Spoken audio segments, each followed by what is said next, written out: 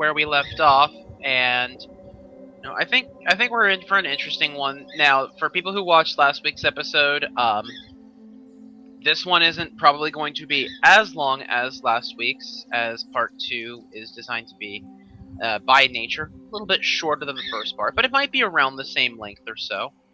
And again, if you didn't watch part 1, those VODs I believe are all up on YouTube, correct, Paul? They are. And they're highlighted on Twitch here too, so they won't go away now. Beautiful. So if you guys haven't watched that, that's probably the best place to go, but not right now, because we're live. Right. Do it later. Yes. Instead, if you didn't watch last week, let one of our glorious players give you the clips notes from last week. Ooh. So I'll quickly introduce our players, and then whoever wants to jump in and say, what was happening last week, and we'll pick up from there. We'll go ahead and do that. So as our quick reintroduction, playing Mathis the Deva Wizard, we have Knight of Servia. Hi. So, we're going to go through all 4 players, and then we'll do the introduction real quick. My bad. Tia, the Elven Rogue, as played by Hannah, or CookMe25, I believe it is. Yes, that is correct. Hello, friends. Nice to see you all again. Hope you all enjoy the show today. Playing Homer, the Dragonborn Bard, we have I Am 3D Homer. Yo. And then lastly, playing Tamis Carnhoof, the Minotaur Paladin, we have Taban. What's up, folks? Okay, now you may briefly squabble amongst yourselves to see who gets to tell the players what in the world happened last week. Rolling. So, we started out, right? We met with this king guy, right? And, he told us, yo, you gotta go do some shit, in the town whose name I forget because I can't ever remember these things. And so then we get to this town and we find out that Tamis is some hero here for whatever reason. And, he knows, everybody in this town. Amazing. And so then we kind of stay for the night. We kind of get in, we stay for the night, and now we're gonna talk. We're getting ready. Where we left off is where we're going in and we're gonna hang out with the town council and figure out kind of what our next step is, what they need us to do, and kind of start getting out and taking some samples that the king wanted. And I'm gonna talk to Claudius, who's not part of town council anymore, despite being the most bamf person here. And despite being the town hero, Tamis is still an ignoramus. At least you're saying the word correctly this time. Holy crap, I thought you were going to say something real bad there for a second. Yeah! What? I was going to go, whoa! Wait, what? I thought you were going for an N-word there.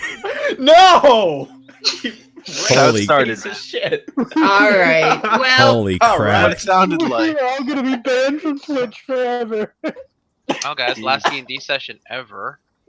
Last stream ever on Paul's channel. Yeah, no doubt. It was nice knowing you all. See you later, I guess. Austin, Okay. why? Okay, so you guys pretty much caught what is the gist of what happened. So they're out presently on a fact-finding mission for the Kingdom of Bandis. They're trying to ascertain exactly what the capabilities of the Steelheart Society are, and there were 3 separate missions that were sent out. And this is one of those missions where they're trying to find out exactly how the Steelheart deals with the land itself. So kind of how do they terraform it, how do they set up their stuff, that sort of business. So our players made their way over to Ias, who was the combined villages of Shriv and Karavitz, who were the villages that were saved in Landfall. If you haven't seen that one, those videos are also up on Paul's YouTube channel. Also kind of a fun campaign to watch too. But they came here in the middle of the night and woke up in the morning to be a part of a ceremony where the town leadership was handed off from Maris and Claudius to Zeron, Stalio, and Eugene. At this time, they are getting ready to go inside the town hall and have a brief meeting. Now, Tamis had rushed ahead of the rest of the party, so we're actually going to take that sequence first, because he was sprinting ahead of them in an attempt to catch Claudius. So we'll go ahead and we'll do that sequence first. So Tamis, you kind of sprint ahead and you see you actually see Claudius kind of go into a room straight ahead of you. What do you choose to do? I follow him into the room and just kind of say, "Hey, Claudius, wait up."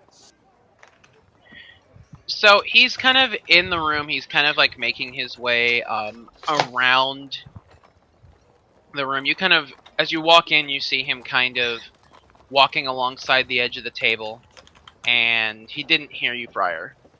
So, but you see him walking over to a corner where he's collecting his supplies in a rucksack. Hey, Claudehouse. I need to talk to you for a minute. He kind of looks up at you, and he goes, Tamus, it's good to see you again. You too. Something I've been meaning to talk to you about. I'm glad I was able to come back. He kind of looks you up and down. I'm starting to worry that I might not be strong enough to face what I'm going to have to face now. And you're stronger than I am. There's got to be some way. How can I get stronger? He kind of looks you up and down, and he says, I too seek that answer. Do you have... But you're already strong. Why would you need to do anything? So he kind of looks at you, and he kind of walks over, and he kind of puts a hand on your shoulder, and he says, my boy, you do not yet understand the Then hardships and the hell that I forsook for this power. And I'm not sure if it was really worth it in the end. Then is there a better way? He kind of points over to his rucksack, which has a lot of his supplies and stuff, and he says, if there is a way, then I, by myself, shall find it. And he kind of goes on over to the back, and he kind of spins on his heel, and kind of starts talking to the corner of the wall, but you can hear him. He says, many years ago, I was a general in the kingdom.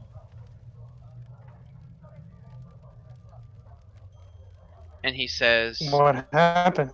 He says, we maintained our peace. Conflict was not very easily found, because it hardly existed.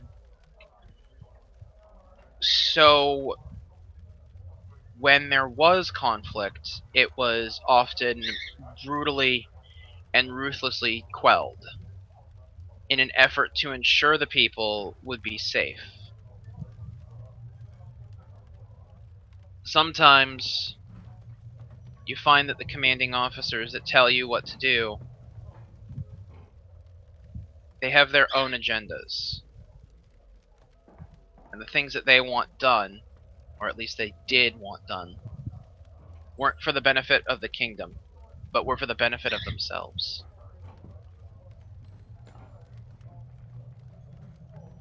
Is that why you took the path you've taken?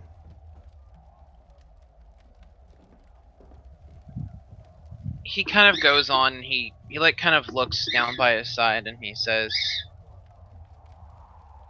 when you watch good men fall to evil, and you see the strength that it gives them, you aspire to hold some of that in your hand one day, by any means necessary. But you must remember, and he kind of claps you on the shoulder, that the light is in all things, but do not turn your back on it, because you don't want to be like me. Not even to protect the light? He says you do not need to forsake the light to protect the light. But as he kind of says, he says, just don't go chasing that dark path, kid. You don't want to end up like me. Trust me. Then I'll find a better path for the both of us. He kind of nods his head, and then he hefts his sack over his shoulder, and he looks and he says, I don't ask forgiveness for the things that I've done. for the people that I've hurt, but I now realize that in this world, the only thing that will allow me to fight with peace is redemption. I must find if I can redeem myself. And he kind of looks to you, and he kind of says, "May the light bless you." And he kind of walks out the door. And I kind of mumble under my breath, "May Arthas be with you, House." So at this time, he kind of walks out the door, and we'll say that about 2 to 3 minutes pass before the rest of everybody kind of begins to kind of filter in, and we'll say that the new mayors and everybody kind of led everybody in. So the new path of people is being led by Zaron, and then kind of right behind, kind of on his wings, he has Stalio, and then Eugene are kind of right with him. So, and then kind of, I would say, maybe about 5 feet between everybody else. Then we kind of have Mathis, and we have Tia, and we have Homer. Because I'm gonna go ahead, I'm gonna guess that you probably just followed in after them as they started walking in. I should be probably a little bit farther behind them because remember I stayed back for a second. Right. So you're probably, let's just have your token in here. Let's say you're about 10 feet behind Mathis and Homer. Yeah. So I kind of jog up to catch up to everybody. Okay. So it all works out. So, Homer and is then just kind of talking to himself, wondering, what's this retirement thing? Just don't understand. Where's the profit in it? There's more to profit than money he's sometimes, Homer. just talking to himself and very confused at the idea of retirement. I look very kind How of it's distinct from just quitting. Okay. Did I hear what Homer said? I was just kind of talking to myself. Okay, so you're not like mumbling to yourself. You're not like trying to make an effort of hiding it, but you're not like shouting it from the rooftop. Yeah, exactly. Basically. Okay, so I would say yeah. If he's talking at a normal voice, then you could probably hear it. All right, then I just say, Homer, there's more to profit than money sometimes. Yes, there's loyalty, but I don't see how retirement fits into that either. Loyalty, my boy, means being able to retirement in terms of loyalty means knowing when you are no longer able to serve your country, when you are more of a hindrance than a help. And I kind of just, yeah. Homer scowls. I'm not sure that applies to Claudius either. He's got something he's got to work on. I'm confident he'll be back whenever he's ready. It may not apply to Gladouse, but it certainly does give Homer another way to look at it. I don't know anything about Gladouse. I don't know him personally the way you do, Tamis, but sometimes retirement is for the loyalty, and I agree with you on that point. All right. So as you've caught up with everybody, Yennefer kind of walks in and kind of positions herself between you and Mathis, and Zaron kind of looks over and says, "Well, now that everybody's here, why don't we all get settled and let's get down to our discussion, shall we?" I agree and kind of make my way towards the table. He motions for everybody to take a seat, so Stalio and Eugene kind of begin walking over to their own seats. And Zaron kind of says, "Yennefer, if you would make sure that we're not disturbed." And you see her kind of like hold her staff up a little bit, and she kind of begins to incant a pair of rituals. You recognize, actually, if anybody wants to do a perception check on this one, actually, no, hang on, let me check. Let me check values and see if you guys recognize them real quick here. Let's see here. Actually, yeah. So the majority of you guys recognize those rituals. You've at least seen or heard them before. The first one, she's casting an arcane lock on the door to ensure that you aren't disturbed. And the second one, which she kind of begins walking towards the center of the table, she is she's getting ready to cast silence in the room.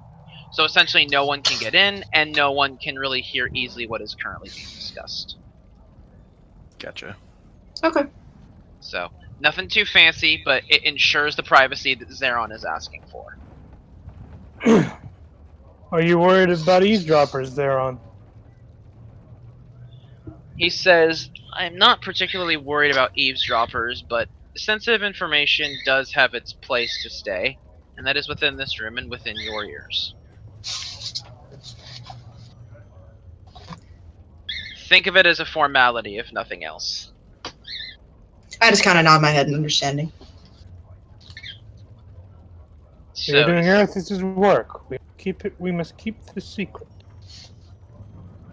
so he kind of nods, and he asks, well, first of all, let's talk about why you are here. You are here because you were sent via Ilfos to ask us about the Steelheart incident. Is this correct?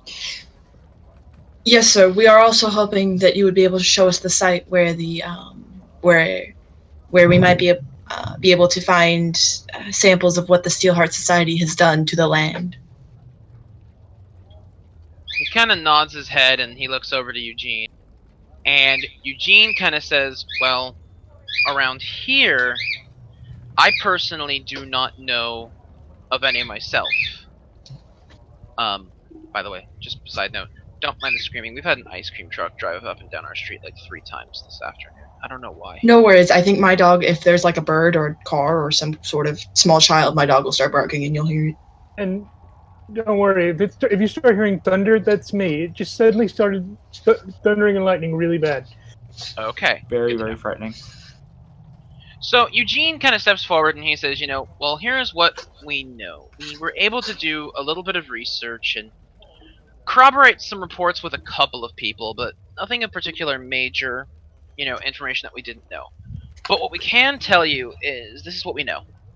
So first off, the High Architects are the units of the Steelheart Society who are responsible for expanding the territory. It can be assumed that they might get their orders from higher-up society members and act accordingly. We know this because we did get word of a good friend of mine. I received word from them. They had heard of what had happened, and they had said a similar incident had happened. However, the individual that was taken down there did not identify himself as a high architect. He merely claimed he was scouting the area and waiting on orders from a higher architect. So, it could be believed that architects are closer to grunts, whereas high architects are making sure that they kind of manage the architects. I know. Second thing, the diffusers are the main way that they begin their process of changing the map and everything around it for us. Now, I don't know how much of the experience with the diffuser that Tamis has told you, but what we can tell you here is that the way that those things work is they are a group of metal shards imbued with magic that they form themselves into a pyramid. Once they find a way to implant themselves into the ground deep enough, those magics become active and almost act as teleportation focuses. That's how they're able to bring in their territory so quickly. They don't have to build it up. It's just waiting for them to bring it in. Interesting. Now, from what I've heard from travelers passing through the village on their way back to the Zerastus Monastery, wildlife and crops in the near proximity are unaffected. But if the land takes over where the crops are, they're usually destroyed. So he's saying that it seems as though things that are in proximity to the crops don't get affected, but if the land is changed immediately where the crops are, that's when they're destroyed. So the immediate effects, so you're saying the immediate effects are more damaging than the after effects, correct? At least in terms of the crops, yes. We haven't heard much of the wildlife. So you're saying that now, have you all attempted to grow crops on the land that they attempted to terraform? Or do you know how you, like, say, time? If time has passed, does that land become usable again, or is it just gone forever? We're uncertain. This is only from what I have heard from farmers who were visiting Zerastus Monastery. It's quite Understood. possible Lady Suna may know more about that than I do. These are only from people who pass through our village to get to Zerastus, and from there they don't often come back through here, instead going on their preferred route of travel. Understood. Yeah, we stopped any terraforming from happening in this area, so none of these people have seen firsthand what happens. Exactly. Okay, understood. Just simply trying. My apologies. Simply trying to get it all together, get it all straight. No worries. And finally, the last information piece that I have that I've seemingly gotten from people that I know, they only take up the space that they need, and they only expand as they need to. Hmm. So these aren't people that are just wantonly expanding for no reason. They seem like they have a very clear purpose and a very hierarchical structure of organization. The architects are required to maintain any space that they've taken over, but high architects are the ones who give the orders to expand and make necessary changes to each city as needed. This just gets weirder and weirder. Is there any? Do we know how many diffusers each high architect is meant to oversee? Assail seemed to only have the one, but have we heard anything different? We haven't heard much different because we haven't been able to get our hands on a high architect at all.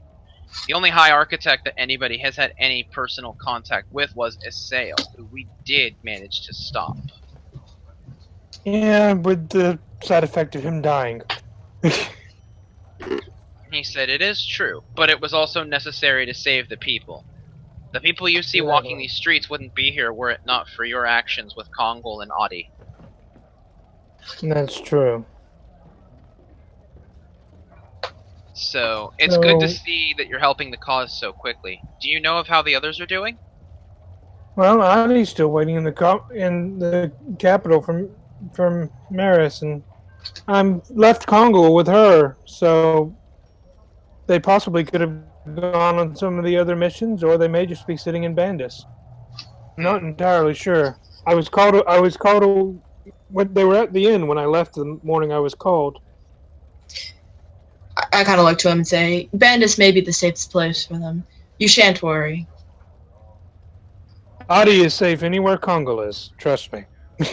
Stalio kind of nods his head and says, while we may have things tied up down here, there's no way we can contest with the Yalatanian Royal Army.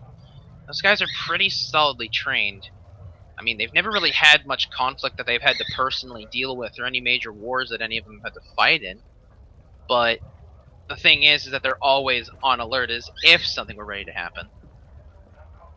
The king does a very good job training the army. I've had the pleasure of sitting in on one of their training sessions in my travels, and it's very, very efficient. It's really quite a pleasure to watch. Very helpful when studying how to train an army of your own. He kind of nods his head and he says, I understand they happen to have quite a few very, very capable individuals of teaching. The stories roam long and wide all across the lands about Bailey the Mad Swords Mistress. I kind of just chuckle and say, ah, yes. It's amazing what Bayless can do with it. I could watch for days.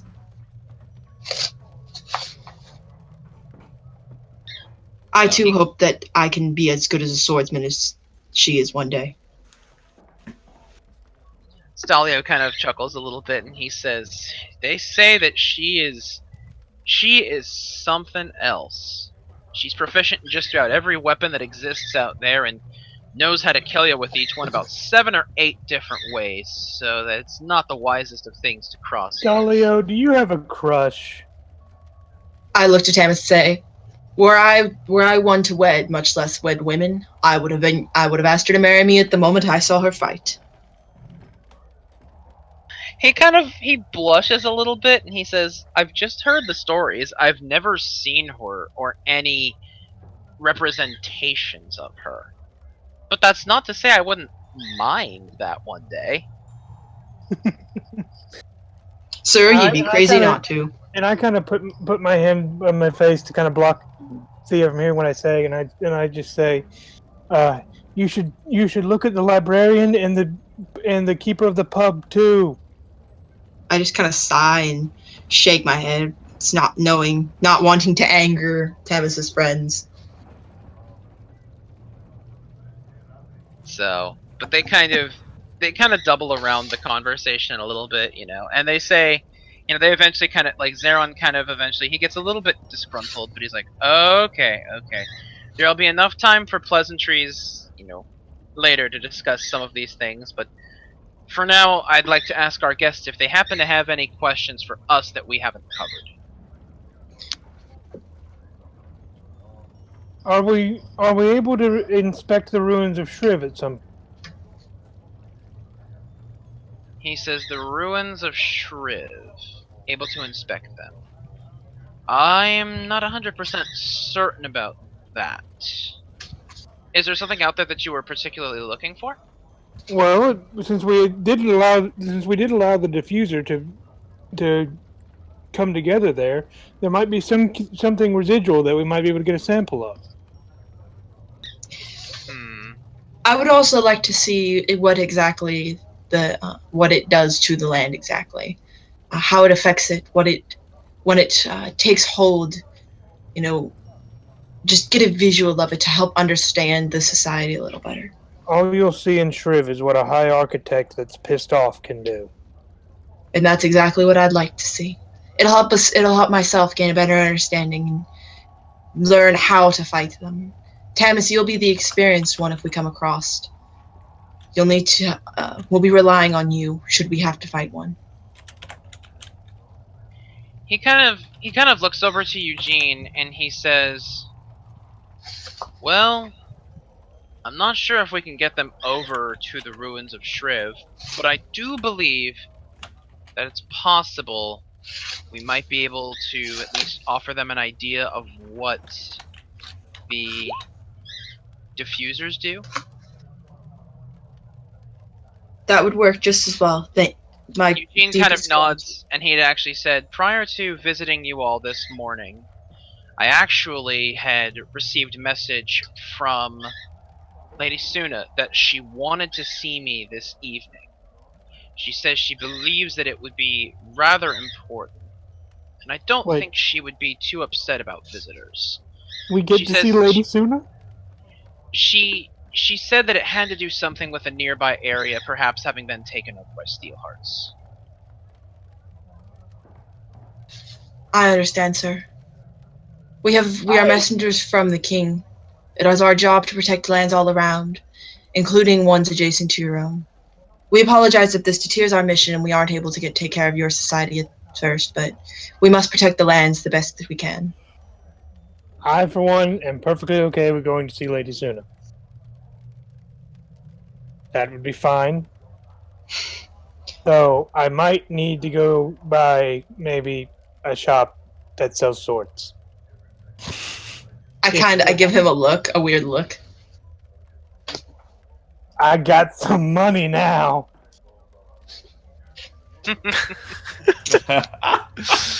I just kind of shake my head and just shake my head. I just shake my head. Getting money and just want to spend it already. Just. I kind of have my head in my face, kind of like that. Just imagine the Picard meme, and that's me. Okay. We're here to do a job, and I'm anxious to get to it. So, whatever gets I us there agree. faster. It's important to have good equipment to do a job. Eugene says that he was actually going to be departing for that later today with permission from Zeron. And Zeron kind of says, yeah, well, don't worry. We'll be fine around here because we'll still have Stalio. Since when did you plan on leaving? And Eugene says, I was likely looking to leave in approximately 2 hours or so. Give myself some time to pack some supplies and stuff. It'll be a relatively quick turnaround trip, but I don't expect to be back before tomorrow. Oh, give me one moment, guys. I'm sorry. All right, Homer's just going to pitch Stamison the idea of, no, see, it's not about getting the best equipment to do the job. It's about figuring out the minimum you need to do the job to increase your profit margin. I know. That's what I'm saying. A small investment in a new sword now could lead to me killing things easier later, therefore wasting less energy, and therefore getting the loot quicker, therefore getting more All right. profit. You're sure your current sword's not good enough? I'm just sure that I've had this sword a while. I just mumbled to myself, why am I surrounded by There's money ignoramuses? There's something to be gained from the loyalty to a trusted sword, though. Mathis, all I'm going to say is that gold reflects the light of Earth itself. I just kind of look to Homer and I go, let him spend his money how he wants. I let you do with your money what you want. You let me do with my money what you want. He is a probably grown adult. Grown. I'm 22. Does that count? Gold. Gold only reflects the greedy face that you're looking at through the gold piece. Light of Erisys. That's the light of Erisys. Greed is good. That depends on who you ask. Well, as long as you make sure you get a good deal, we're fine.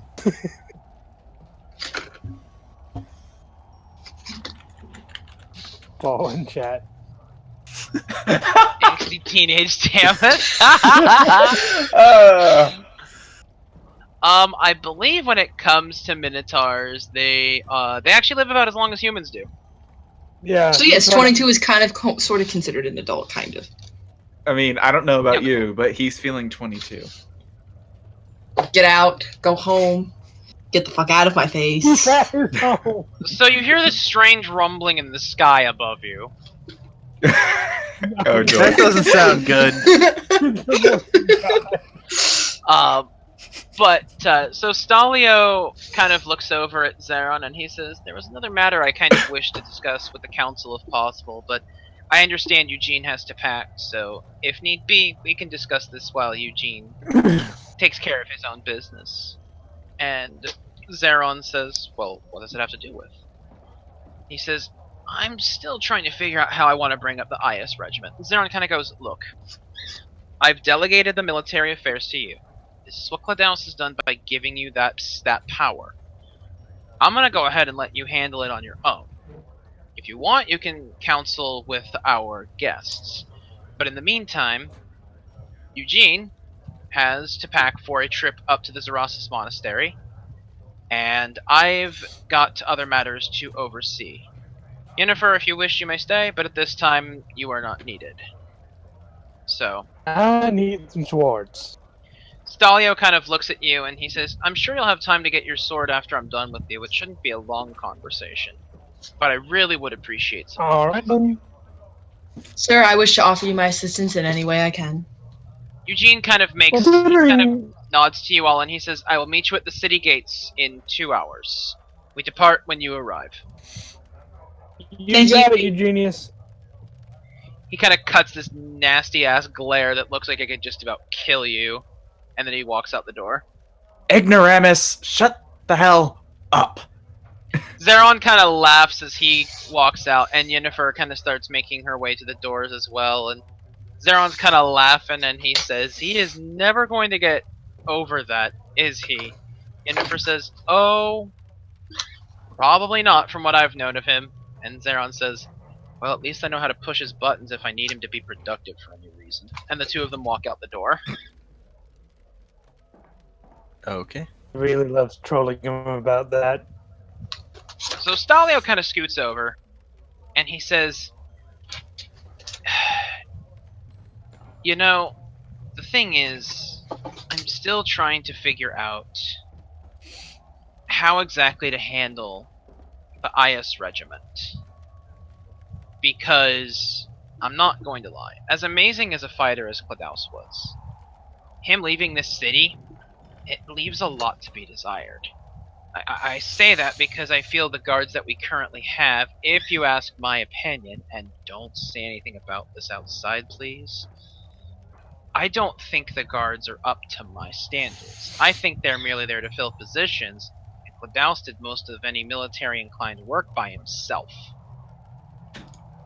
That would make sense. Klaus wasn't the kind of person to delegate very much. And he Well- says, it's not much of a wonder, though. If you see enough combat, and you watch the light forsake enough people, and Vice, if it saves them, might not be so bad by comparison. He was a troubled leader, but he was troubled and respected. I've got a lot to live up to, but there's one aspect I'm just not entirely certain about. What is that? I'm the most classically trained I'm the most strategically trained person here. Run it by me.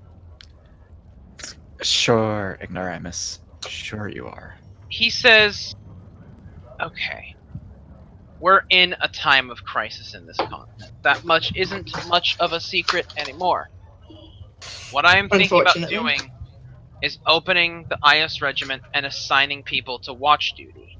That's not the major issue there, but the question is, I don't know if I want to make guardsmanship compulsory service across the city.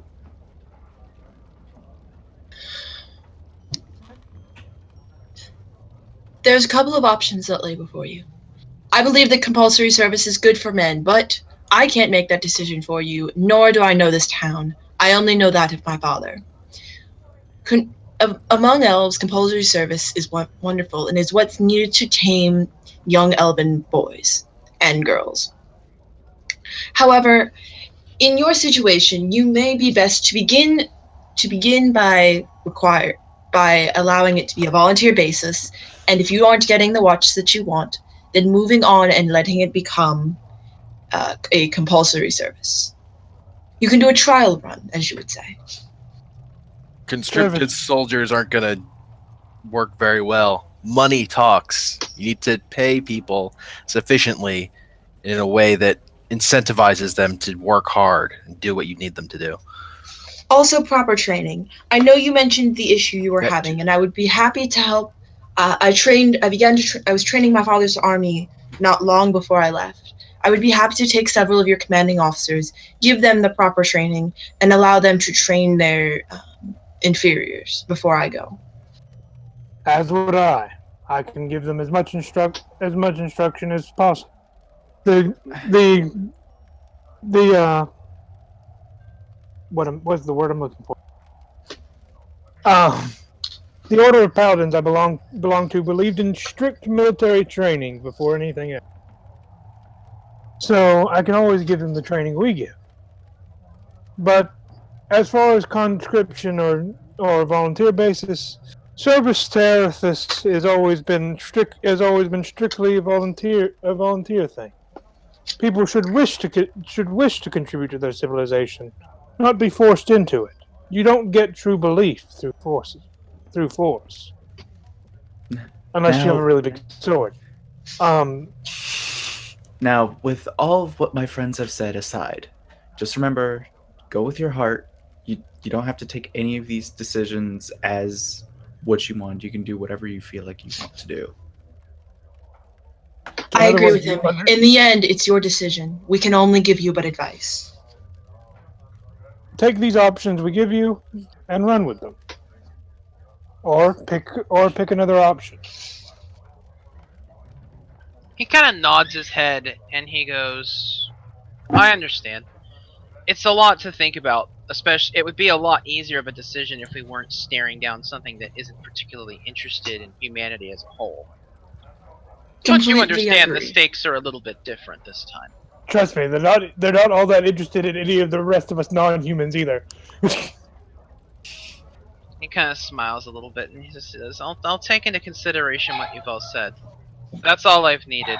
Now, I'm pretty certain that Eugene will be waiting for you all soon. We don't have a lot of supplies around the town that you all can utilize, but anything that we have at this time, if you need to purchase something, you're more than welcome to it. Where's the smithy? We don't quite have one of those set up yet. Dang it. But As I am considered the city's master at arms, I might be able to help you with that personally. What you got, Stalio? Says, what are you searching for? Preferably something double-edged, pointy, and requiring two hands.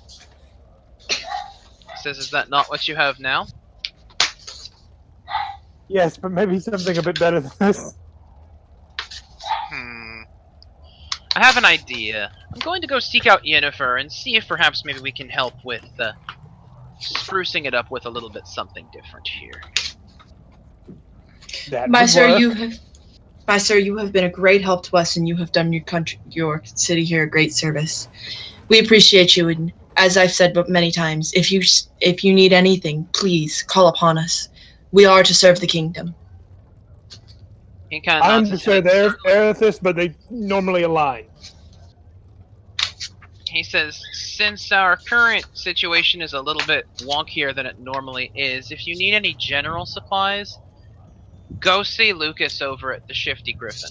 Right now, that's kind of what we're working on while we're working on finishing the rest of the buildings up in the city. We're working on getting everybody a solid roof over their head, and then we're working on implementing our businesses back into order again. So if you need general supplies, Lucas is going to be the person to go talk to. Many thank yous, good sir. So he kind of looks around and he says, now, is there anybody else that I can potentially help out with weaponry, or anybody else that perhaps Yennefer could help you out with? I shan't believe the answer is no. Yes, have I no do need believe for- the answer is no. I have no need for a weapon. Actually, I do have a slight... Do you have anything for some daggers? They're not my common weapon of choice, but if what's to come ahead is truly what's to come ahead, then might be best to do the best we can to prepare ourselves. He kind of takes a look and he says, unfortunately, we don't have too many daggers in stock. Most of our weapons are less thrown for the mere reason that we don't have the opportunity to spare the extra metal to throw away at this time. No, completely understood, my good sir. Was shot in the dark, as they say. Understood. And he kind of looks over at Mathis and he kind of notes that you have a dagger as well, and he says, I'm sorry I couldn't help you out any further. Oh, that's all right. I only use this thing in extreme cases anyway. He says, He's one of "Then what?" those. He says, what do you use? I mainly use my magic. He's a sissy spell slinger. Do you use Ignoramus? What Do did you I use- say? Do you use totems? Do you use... What do you use? Because he's not really able to determine like what you kind of are by your appearance, since there's all kinds of different ones out there. I'm gonna be honest, I can't remember off the top of my head. Yeah, I know. Shut up. Shut up. Shut up. I know. Shut up. Thanks, Paul. Appreciate it.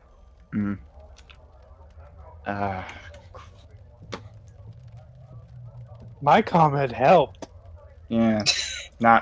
You don't help at all. Is it on your skill sheet? Doesn't Yeah. Or on not your skill sheet, your other thingy-majigger? I know what I'm thinking. Oh, okay, it says you use wands. Oh. Or can use wands. But why didn't I think of that? He kind of...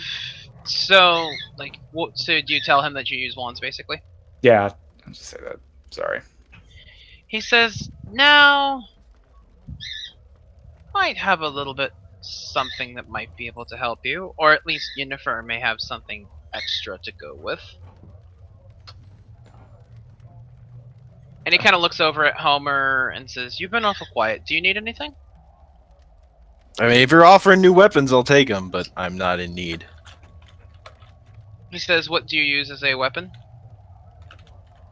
I mean, I've got a short bow and a short sword, but I don't really use them that much. So unless they have other benefits, it's not really that important. He kind of looks you over, and he is your instrument visible at all on your person? My harp? Maybe? He's gonna perception check this. Alright.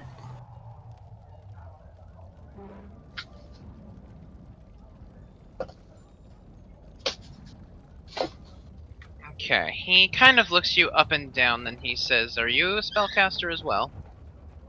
I'm a bard. Well, since you're not hiding it, I'm sorry there is not much I can do to improve that voice of yours. Thanks. Ooh. Trust me, we're sorry too. That was a compliment. He says, "Believe me, it's far better than my own. Trust me. You don't want to wake up being practically tied to the wall with your mouth bound shut because you decided to have a little fun at the singing night at the tavern. Trust me on this." You know, I've had that happen to me once, but it wasn't because of my singing. Stalio kind of looks over and he's like, "I'm Imagine. not entirely certain that I want to know. Again, I implore you, if I need, I do. if you need general supplies, go visit Lucas. But if Tamus and Mathis could come with me, I might be able to help you." Right. I follow him out. Okay. Right behind him. I'm not sorry. Just for the record, and I follow everybody out. Okay, so they're actually I'm heading going over. with Tamis. Okay, so you guys are all just kind of sticking together then? Yeah, sounds good. Okay. Well, at this time, I believe Paul can confirm this in our chat. Have we hit our hour break? Because I'm pretty sure we were pretty damn close to it if we haven't. We've Roughly, hit- yes. Roughly? We've hit- Yeah. Let's go ahead and take that break then. We'll take a quick Yeah. 5-minute. We'll take a quick 5-minute break, and we'll get right back into this. With Okay. Kate. Let's Thank you go. everybody for watching, and we'll see you guys back in a few minutes. All right.